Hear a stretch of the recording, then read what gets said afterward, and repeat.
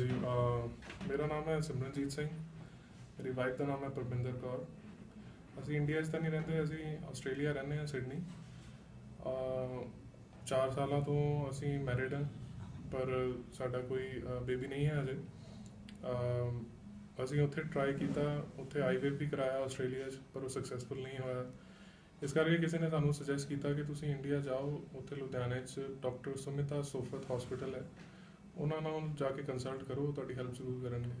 ਅਸੀਂ ਨਵੰਬਰ 2013 'ਚ ਅਸੀਂ ਇੰਡੀਆ ਆਏ, ਇੱਥੇ ਡਾਕਟਰ ਸਾਹਿਬ ਨੂੰ ਮਿਲੇ and we were very happy because doctor was very confident, very helpful.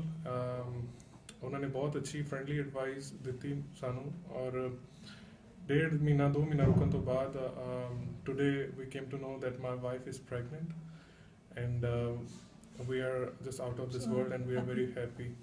So ਅਸੀਂ ਤਾਂ ਇਹ ਸੁਜੈਸਟ ਕਰਾਂਗੇ ਕਿ ਚਾਈਲਡਲੈਸ ਕਪਲ ਜ਼ਰੂਰ ਇੱਕ ਵਾਰ ਡਾਕਟਰ ਸੁਮਿਤਾ ਸੋਫਤ ਨੂੰ ਆ ਕੇ ਮਿਲਣ, ਉਹਨਾਂ ਨਾਲ ਉਹਨਾਂ ਦੀ ਗਾਈਡੈਂਸ ਦੇ ਅੰਡਰ ਇੱਥੇ ਟ੍ਰੀਟਮੈਂਟ ਕਰਾਉਣ, ਅਤੇ ਆਈ ਬਿਲੀਵ ਕਿ ਉਹ ਖਾਲੀ ਹੱਥ ਨਹੀਂ ਜਾਣ। Thank you so much.